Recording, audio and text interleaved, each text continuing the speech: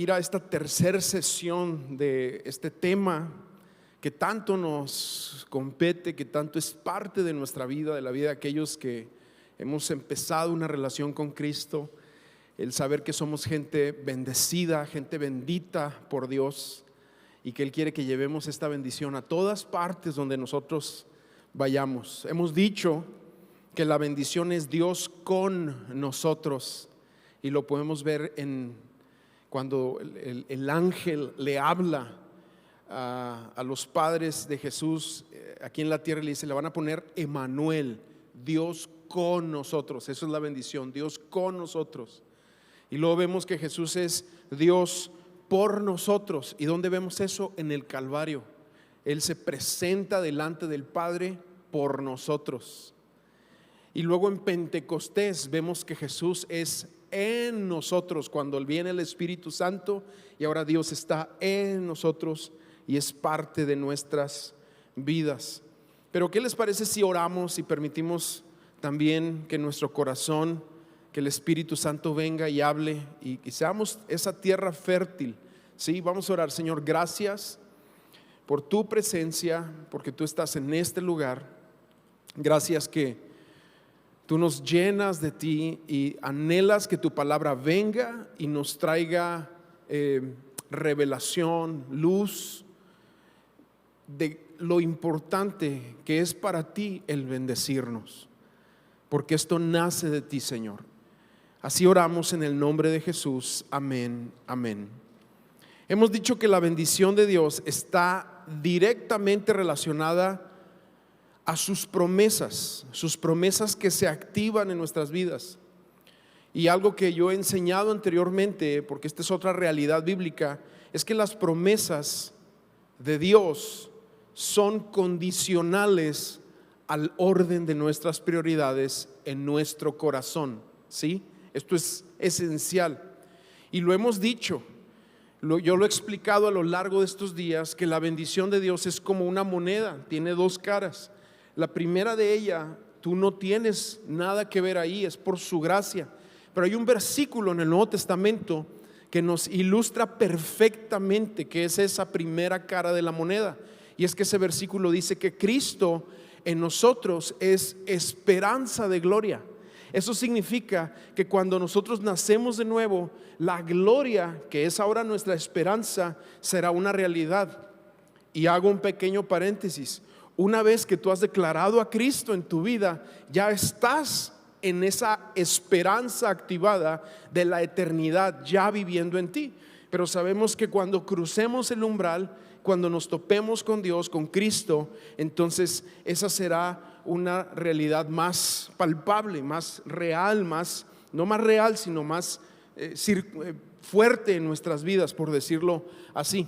Pero la otra cara de la moneda que hemos estado hablando también es lo que vemos aquí en la vida, las bendiciones y las promesas de Dios. Hay algunas que son así como el maná y la nube y la lumbrera, así como eso era todos los días en el pueblo de Israel, se portaran bien o se portaran mal, habían bendiciones que ellos tenían todos los días. Pero hay otro tipo de bendiciones, como yo te lo dije ahorita, que están condicionadas al orden de tus prioridades en tu vida o a la revelación del señorío de Cristo en tu mente y tu corazón. Jesús lo dice de esta forma en Mateo 6:33. Es un pasaje que tú lo has leído, lo hemos mencionado muchas veces. Yo te lo digo así de una manera muy coloquial. Y Jesús dice: primero el reino en todas las áreas de tu vida y yo me encargo del resto. Eso es lo que Él está diciendo. Primero el reino en todas las áreas de tu vida y yo me encargo del resto. Y aquí es muy interesante, pero ese es el espíritu de la Biblia, en este sentido de que muchas veces nosotros dividimos Antiguo Testamento y Nuevo Testamento, y lo que hay para el Antiguo Testamento y lo que ya no aplica el Antiguo Testamento, el Nuevo Testamento, y en el Nuevo Testamento podemos... No. Toda la palabra de Dios tiene el mismo espíritu de Dios, que habla de que pongamos nuestras prioridades en orden en todo tiempo. Y de ahí proviene esa explosión de bendiciones sobre nuestras vidas. De hecho, al considerar, por ejemplo, Deuteronomio 28, aunque nos habla de bendiciones y maldiciones, muchos en su mente han dicho, no, es que, pues no, porque es del Antiguo Testamento, eso era el Antiguo Testamento. Pero entre líneas Dios está hablando de prioridades. Y eso sí aplica para nosotros, pues que es el espíritu de toda la Biblia. Deuteronomio 28, fíjate cómo dice, leo nada más los primeros 2 versículos. Dice, acontecerá que si oyes con atención, te fijas, ese es un término que alude a tus prioridades, la voz del Señor tu Dios, para guardar y poner por obra todos sus mandamientos que yo te prescribo hoy, también el Señor tu Dios te exaltará sobre todas las naciones de la tierra. Escucha la siguiente frase, y vendrán sobre ti y te alcanzarán todas estas bendiciones si escuchas, y algunas versiones añaden la palabra atentamente, la voz del Señor tu Dios. Esto es importantísimo, porque aquí te habla de que las bendiciones de Dios es algo que te alcanza cuando tú tienes en orden tus prioridades. A veces pensamos que si nosotros un día ordenamos nuestras prioridades y el siguiente día no, y el siguiente día sí, y el siguiente día no, y así estamos en un orden raro de prioridades en nuestras vidas, pensamos que la bendición de Dios va a ser como aquel cuento de Jack y los frijoles mágicos, o Juanito se traduce en español, creo, Juanito y los frijoles mágicos. ¿Y te acuerdas de eso? Que tenía unos frijolitos, les caía agua y rápidamente crecía un gran árbol. Y mucha gente piensa que así son las bendiciones de Dios, pero aquí nos está diciendo que no son así. Es que cuando tú pones a Dios en orden de prioridad en tus vidas, todos los días de tu vida hay un momento donde las bendiciones te alcanzan. Te alcanzan. Y eso es lo que Dios nos está hablando aquí. Versículo 15, cuando empieza a hablar de las maldiciones, y ahorita explicaré esto, porque en el Nuevo Testamento el cristiano ya no puede estar maldito. Sin embargo, aquí como sigue hablando de prioridades y usa este término de maldición, fíjate cómo dice, pero acontecerá, si no oyes la voz del Señor tu Dios y no procuras, a ver, di conmigo, procurar. Ok, si no procuras, que habla de prioridad, cumplir todos sus mandamientos y sus estatutos que yo te prescribo hoy o te ordeno hoy, que vendrán sobre ti y te alcanzarán todas estas maldiciones. Pero aquí este término procurar, si tú lo estudias a profundidad, nos habla de que Dios sabe que tú y yo vamos a fallar. Dios sabe que tú y yo no le podemos ser o no llegamos a ser totalmente fieles. Si bien la entrada al reino dice, bien, buen siervo fiel, sobre poco has sido fiel, sobre mucho te pondré. También el apóstol Pablo dice, cuando nosotros somos infieles, Dios permanece fiel. Él no puede negarse a Él mismo, porque ese es parte de sus atributos, es uno de sus atributos, que Dios es fiel y Dios es irresistible al corazón contrito y humillado, aunque habrá momentos donde no logramos ser totalmente fieles, y sabe que batallamos en fidelidad con nuestros ojos, con nuestra mente, con nuestros sentimientos, con emociones, con el corazón.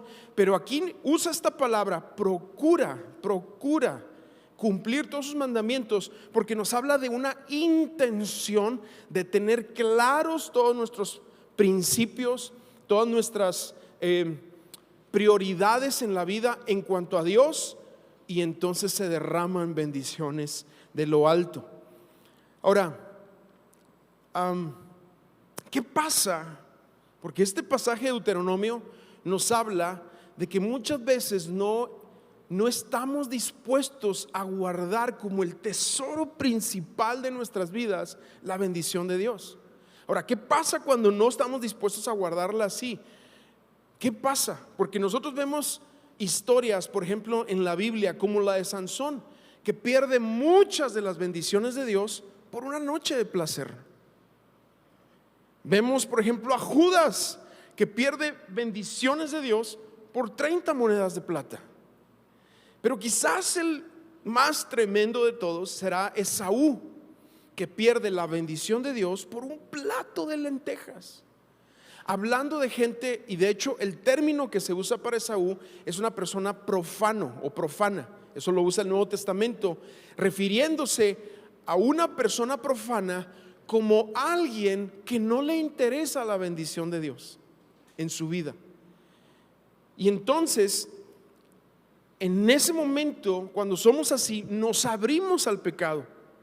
Y el pecado es la representación del poco sentido común. De hecho, hay un autor que me encanta cómo lo dice: la esencia del pecado es la estupidez. Porque de hecho, cuando pecamos es que nos atontamos, se nos nubla la mente, haciéndonos pensar que lo temporal es mejor que lo eterno. Y ahí perdemos mucho, porque tratamos de cumplir una necesidad legítima de una forma ilegítima a través de pecar. Pero Dios quiere que sea tan claro el deseo de nuestras vidas de bendición, que deseemos pelear por ella, vivir por ella y aún si es posible, morir por ella. Entonces, la semana pasada yo te platicaba en esta serie que estamos viendo de que la palabra bendición en el Antiguo Testamento es la palabra Barak, así como Barack Obama, el expresidente de los Estados Unidos. Su nombre significa bendición.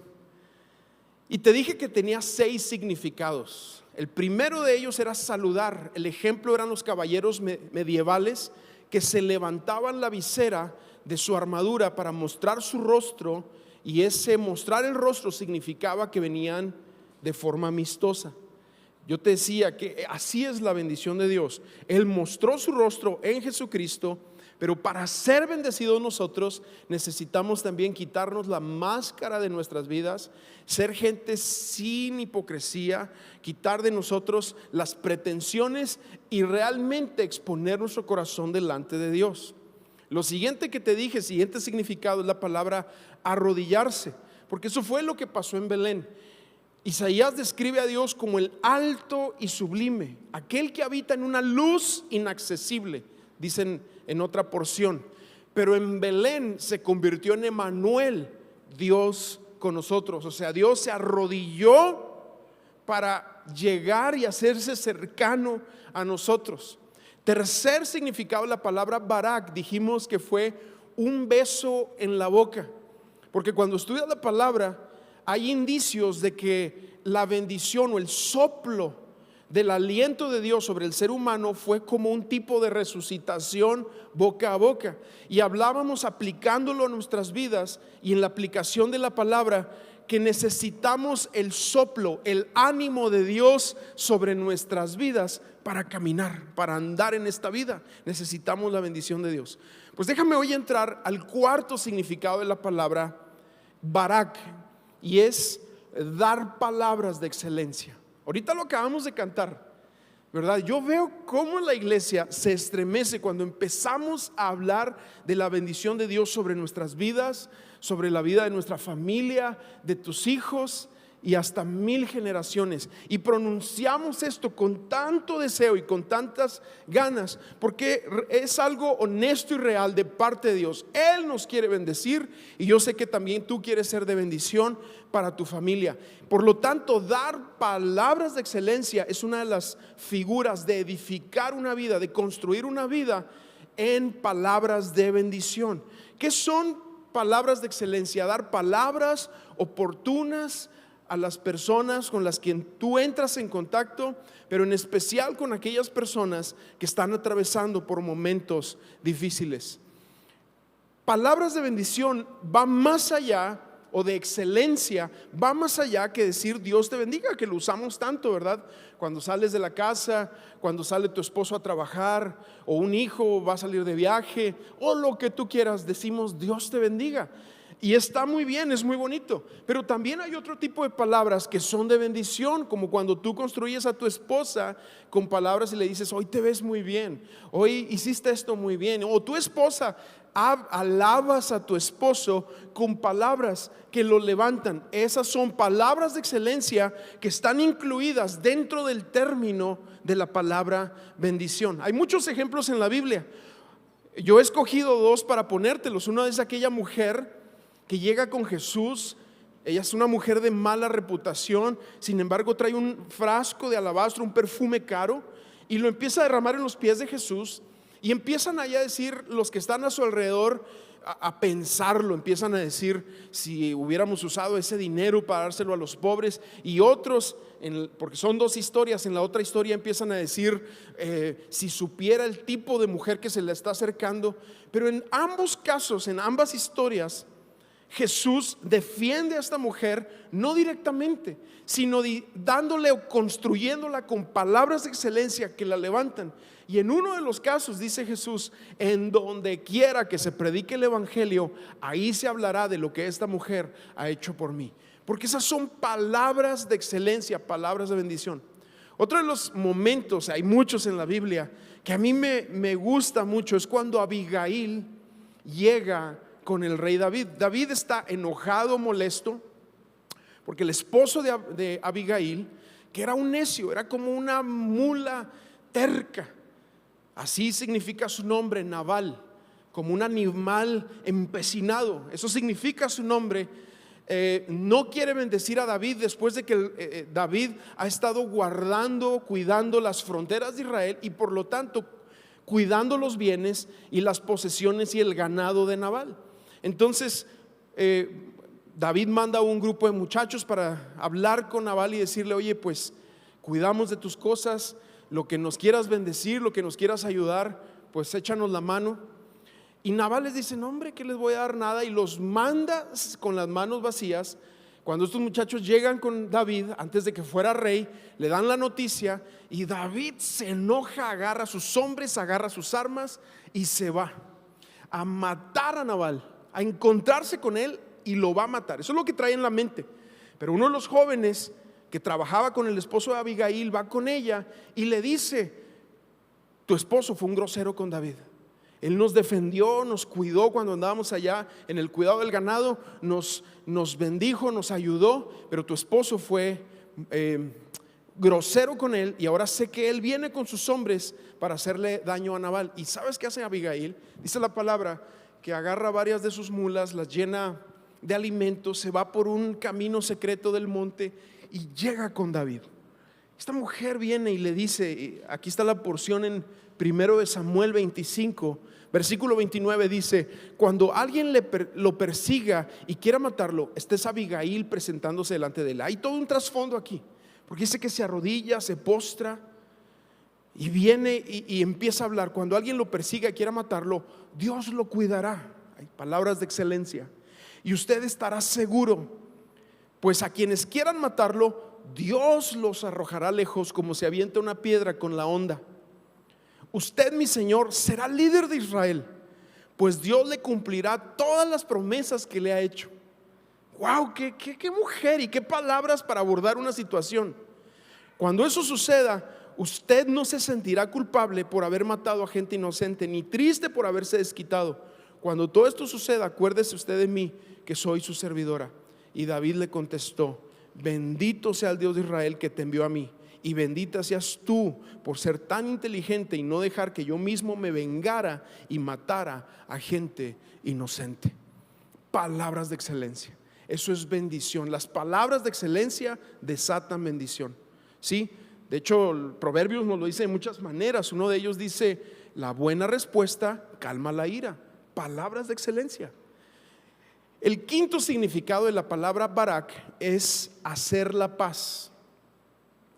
Cuando pensamos en hacer la paz, pues obviamente Romanos 5:1 dice: justificados pues por la fe, tenemos paz para con Dios por medio de nuestro Señor Jesucristo. Y esto es tan importante captarlo, de que Dios se acercó a nosotros con un corazón de paz. Con un corazón de paz. Dios se acercó a nosotros con un corazón paciente a pesar de ser pecadores. De hecho, ahorita en el tiempo de terminar la adoración, mencioné ese pasaje de Romanos. Mas Dios nos amó tanto, siendo su amor por nosotros tan extremo, que mandó a su Hijo a nuestras vidas, que siendo aún pecadores nos amó el Señor. Y eso es hacer la paz, porque Dios es como se encontró con nosotros en términos de paz.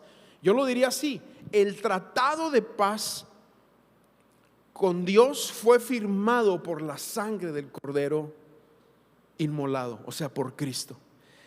Cristo Jesús, al derramar su sangre en la cruz del Calvario, ese fue el tratado de paz sobre tu vida, que al nosotros recibir eso por la fe o creer en ese sacrificio y su resurrección por la fe, nos pone en paz con Dios. De hecho, la palabra nos habla en el Nuevo Testamento del ministerio de la reconciliación.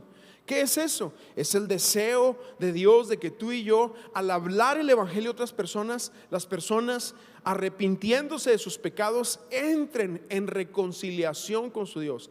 Eso es la paz. Dios hizo la paz con nosotros. Y por último, el último significado de la palabra barak es hacer prosperar. Hacer prosperar. Ahora, mucho ha sido dañada la iglesia por el famoso evangelio de la prosperidad, o teología de la prosperidad, o doctrinas de la prosperidad. Esa doctrina herética habla o está basada en las obras. ¿Qué significa eso? En que lo que yo hago para que Dios me dé, lo que yo hago para que Dios me sane, lo que yo hago para que Dios me bendiga. Pero ya hablamos que la bendición de Dios, el primer lado de la moneda, depende de lo que Él ha hecho por nosotros. Nosotros lo recibimos con amor, con gracia, y entonces, una vez habiendo recibido eso, nosotros guardamos su bendición en respuesta a lo que ha hecho por nosotros. Es distinto al evangelio de la prosperidad. Ahora, también tengo que decir esto: el no hablar a la iglesia en lo que significa bendición en el sentido bíblico cristocéntrico de la palabra bendición en términos de prosperidad, también es algo que está mal, porque necesitas tú como iglesia tener un buen entendimiento de esto. Ahora, primero yo quiero sentar aquí una base. Si tú has sido bendecido económicamente, dale crédito a quien lo merece. ¿A quién? A tu Dios. Deuteronomio dice: acuérdate más bien del Señor tu Dios, porque Él es el que te da el poder para adquirir las riquezas. Segundo, otra cosa importante en cuanto a la palabra barak y lo que significa que es hacerte prosperar, es que en su núcleo la palabra bendición tiene matices, y escúchame bien aquí, de productividad, de progreso y de prosperidad. ¿Qué significa esto? Que la gente bendecida es gente productiva, no importando el ambiente donde esté. Es gente que progresa, no importando el ambiente donde esté, así sea un lugar verde y con muchos árboles o un desierto.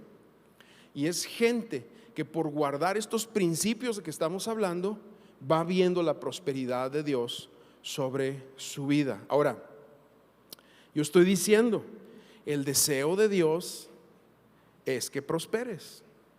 Ahora, escúchame bien aquí. Yo no estoy diciendo que seas rico. Son dos cosas diferentes. Prosperar en términos de Dios es que tengas lo suficiente para ti y los tuyos, y aún más para ser de bendición a otros. ¿Sí me escuchaste ahí? Eso significa ser una persona próspera. Dios es un Padre amado. Y así como cuando tú cantas el canto la alabanza esta de la bendición, y lo declaras sobre tus hijos y los hijos de tus hijos, y que Dios los guarde, que Dios los ayude, que Dios los bendiga, de la misma manera Dios no quiere que tú estés batallando. Dios no quiere que estés endeudado. Dios no quiere que tú estés en la zozobra de si vas a poder pagar esto, si vas a poder salir adelante, de que si te embarazas, de que si la vas a hacer en términos económicos con tu familia, de que si cambias de trabajo. Dios no quiere que tú camines así, porque Él ha sido muy claro en que si tú guardas tus prioridades y están en orden, Él se va a encargar de ti. ¿Sí? Esto es algo que tiene que estar muy claro en nosotros. Entonces, ¿qué es prosperar? Es tener lo suficiente y más para bendecir a otros. Es que tengamos nuestras necesidades suplidas, que tú vayas a tu alacena y tengas lo suficiente para comer, y aún que sacaras cosas de ahí y pudieras bendecir a otros o pudieras invitar a alguien. Prosperidad es el resultado de haber practicado principios, y un autor lo dice así: quien transgrede principios cancela promesas, porque seguimos hablando de prioridades. ¿Sí? Hay un principio aquí, y el principio es honrar al Señor. Ahora, la obediencia, que es guardar principios, es uno de los primeros hábitos de la gente verdaderamente o altamente bendecida. La obediencia o guardar principios es tener prioridades claras y en orden. Entonces, la bendición de Dios reposa sobre quienes permanecen en obediencia como resultado de guardar principios, o te lo digo de otra manera, como resultado de la revelación del señorío de Cristo. Porque recuerda que a Jesús no nada más lo recibiste como Salvador, también como Señor. Y cuando hablamos de que Él es Señor de todas las áreas de nuestra vida, incluida la económica. Ahora, ¿qué pasa cuando una persona no progresa? ¿Sí? No progresa.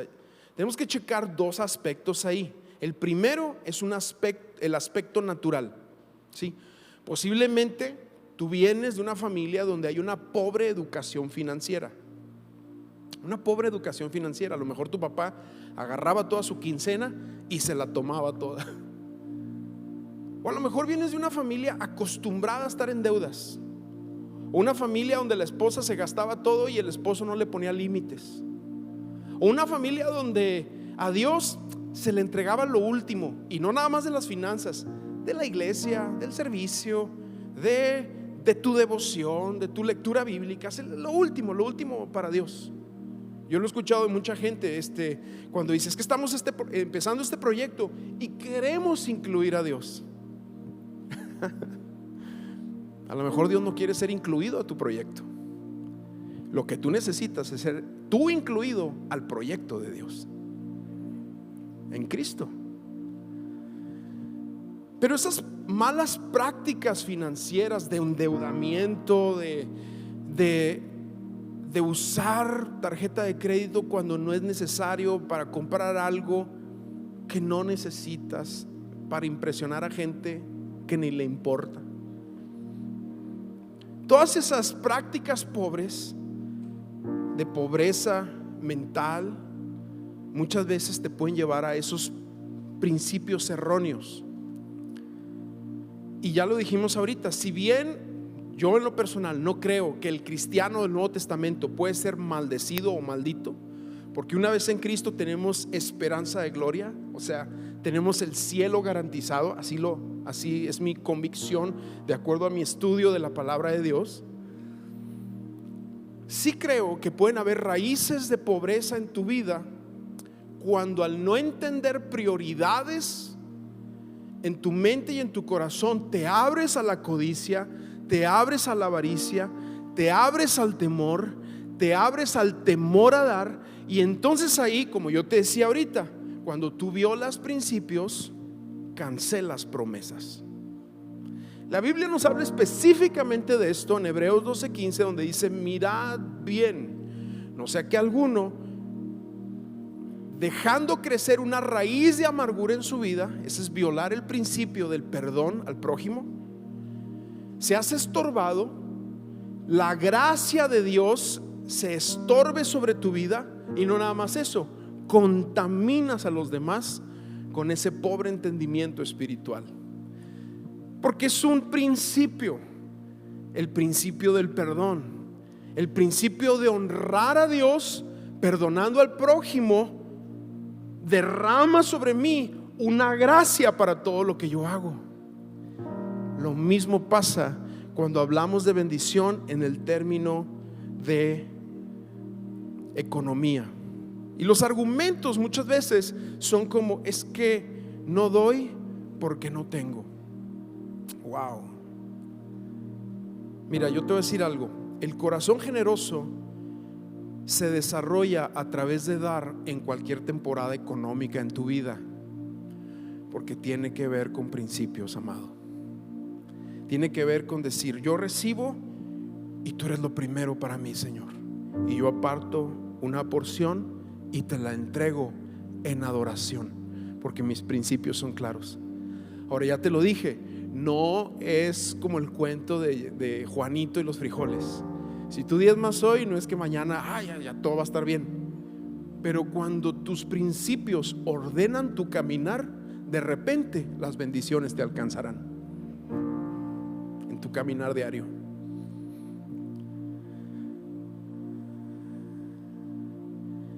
Principios es más cuestión de prioridades que de porcentajes.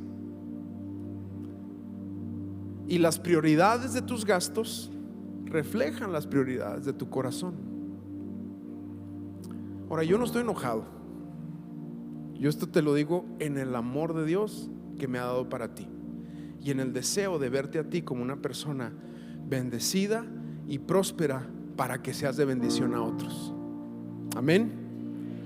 Malaquías capítulo 3 es un capítulo que muchas veces se ha usado como terrorismo espiritual. Si no das el diezmo, muchos lo dicen ahí, el diablo va a andar detrás de ti, el devorador va a venir y te va a agarrar. Y se usa de una manera ignorante para expresar algo que Dios no está hablando. Este capítulo 3, Dios está expresando su corazón de amor y su corazón por nosotros, al decirnos en el versículo 2 primeramente: yo no cambio. ¿Y qué significa eso? La Biblia lo dice en muchas maneras. Dios es lento para la ira, y grande en misericordia. Ese es nuestro Dios, lento para la ira, grande en misericordia. Él no cambia. Por eso después de ese versículo dice: por eso no han sido exterminados. Porque el contexto está en que Dios le está hablando a una serie de personas, de sacerdotes, que le entregaban a Dios lo que les sobraba, ¿sí? Y como ellos les daban en especie, o sea, les traían cabritos, ovejas, verduras, palomas, ellos decían: a ver, agarra el cilantro ese que ya se echó a perder y eso dáselo al Señor. Y la oveja esa que viene quebrada y la paloma sin ojos, eso dale al Señor. Y ellos se quedaban con lo mejor. Entonces Dios, expresando su corazón de amor, les dice: no hagan eso. Y es donde viene ese versículo 10, que el versículo 10 menciona la palabra diezmo, pero Dios está hablando de prioridades, como en toda la Biblia. Como cuando en el Shema famoso dice: oye Israel, el Señor tu Dios, el Señor uno es. Amarás al Señor tu Dios con todo tu corazón, alma, mente, fuerzas. Y luego Jesús le añade: y el segundo mandamiento de importancia para Dios es que ames a tu prójimo como a ti mismo. ¿De qué está hablando ahí? De prioridades. Pero en este versículo 10 de Malaquías dice: traigan todos los diezmos al depósito del templo, para que haya suficiente comida en mi casa. Si lo hacen, dice el Señor de los ejércitos celestiales, les abriré las ventanas de los cielos, derramaré una bendición tan grande que no tendrán suficiente espacio para guardarla. Y luego Dios, hablándoles de prioridades, no de dinero ni de porcentajes, les dice: inténtalo, ponme a prueba. Porque es lo que Dios nos sigue diciendo ahorita. Ordena tus prioridades en todas las áreas de tu vida. Inténtalo, dice el Señor, y ponme a prueba, a ver si no te bendigo. Porque ese es su corazón, el corazón de un padre que te quiere bendecir, te quiere prosperar. Pero, amado, hay que poner en orden las prioridades. Termino con este pasaje, Proverbios capítulo 3. Tú lo has leído, es uno de los pasajes hermosos de Proverbios. Dice: honra al Señor con tus bienes y con las primicias de todas tus cosechas. Tus graneros se saturarán de trigo y tus lagares rebosarán de vino. de este mismo pasaje, escucha cómo lo dice la traducción en el lenguaje actual. Demuéstrale a Dios quién es Él para ti. Demuéstrale a Dios que para ti Él es lo más importante. Dale de lo que tienes y de todo lo que ganes. Así nunca te faltará ni comida ni bebida. Amén. A lo mejor tú eres una persona que ha desarrollado muchas virtudes personales, de riqueza interna. Yo te había dicho eso la semana pasada. La gente rica es la gente que sonríe, amable, bondadosa. Tú la ves y es hermosa por su rostro, porque su corazón desborda, porque tiene esa realidad de lo que Cristo ha hecho en su vida. ¿Quieres ver la bendición que explota en tu vida? Añádele a eso tu generosidad. O a lo mejor tú eres una persona generosa, pero te falta añadir esos principios espirituales de bondad, de bendecir a otros, de ser amable, de ser saludador.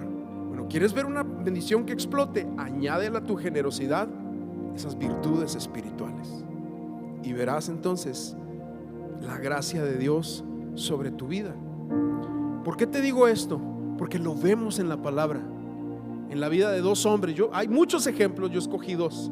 El joven rico, un muchacho ético, moral, ¿sí? Como yo he escuchado de algunos, nomás le falta ser cristiano. Una buena persona, pero ¿qué le faltaba para ser realmente bendecido? Añadirle a toda esa riqueza interna que tenía su generosidad. No lo hizo. No lo hizo a final de cuentas. Pero vemos en el mismo pasaje a un hombre que a lo mejor a todo mundo le caía mal, un chaparrito así, Zaqueo, problemas con todos, pero tenía dinero. Cuando se entrega a Cristo, a su generosidad le añade la virtud, el principio de que Cristo fuera lo principal en su vida, y Zaqueo fue un hombre verdaderamente bendecido. ¿Sí me va siguiendo? Dios quiere bendecirte y Dios quiere que tú prosperes para que tú seas de bendición a otros. ¿Por qué no te pones de pie donde estás? Vamos a orar, vamos a terminar.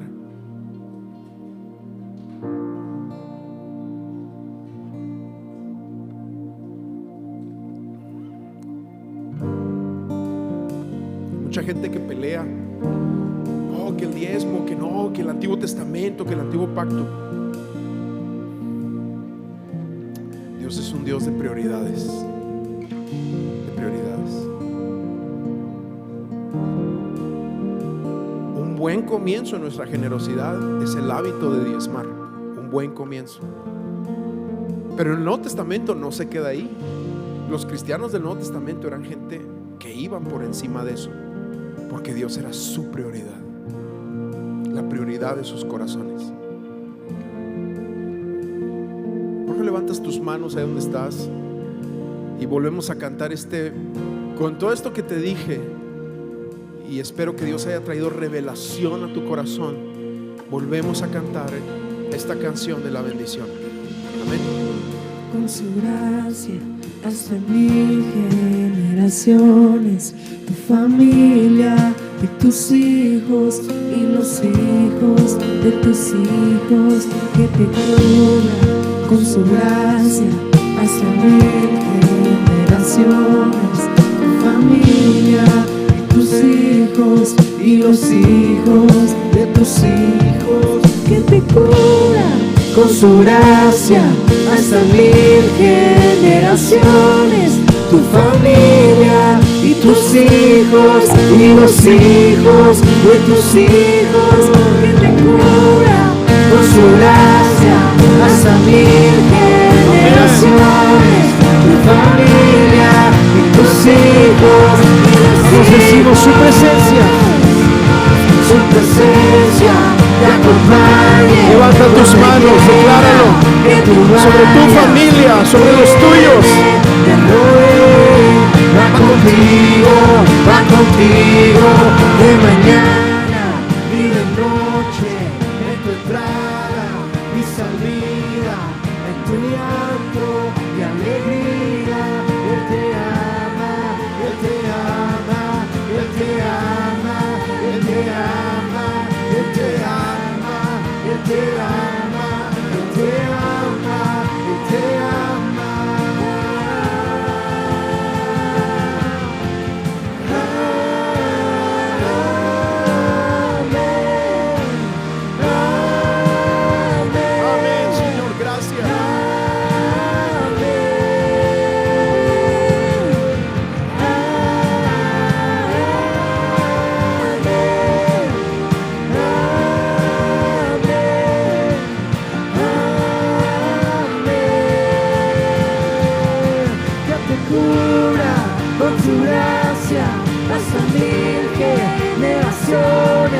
tu familia y tus hijos y los hijos. Su presencia te acompañe donde quiera que tú vayas, que te llene, te rodee, va contigo de mañana y de noche, en tu entrada y salida, en tu llanto y alegría. Él te ama, Él te ama, Él te ama, Él te ama, Él te ama, Él te ama, Él te ama. Vamos, y las puras voces decimos amén.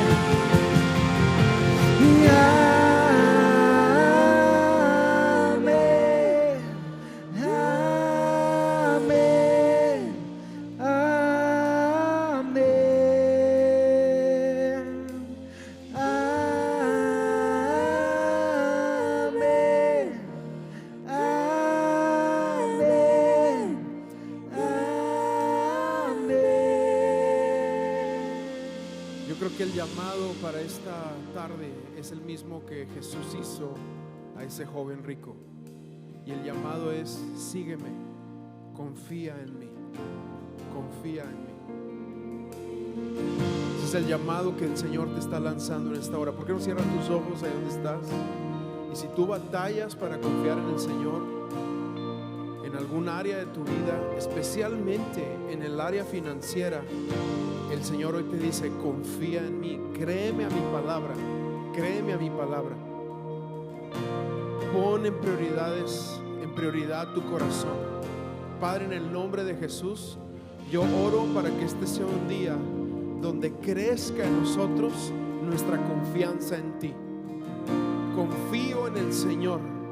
Confía, dice la palabra, en el Señor, y Él te guiará tus caminos, enderezará tus veredas. Padre, en el nombre de Jesús, un día donde aprendemos a confiar en ti, y vamos a ver que tus bendiciones nos alcancen. En el nombre de Jesús, en el nombre de Jesús oramos. Amén y amén.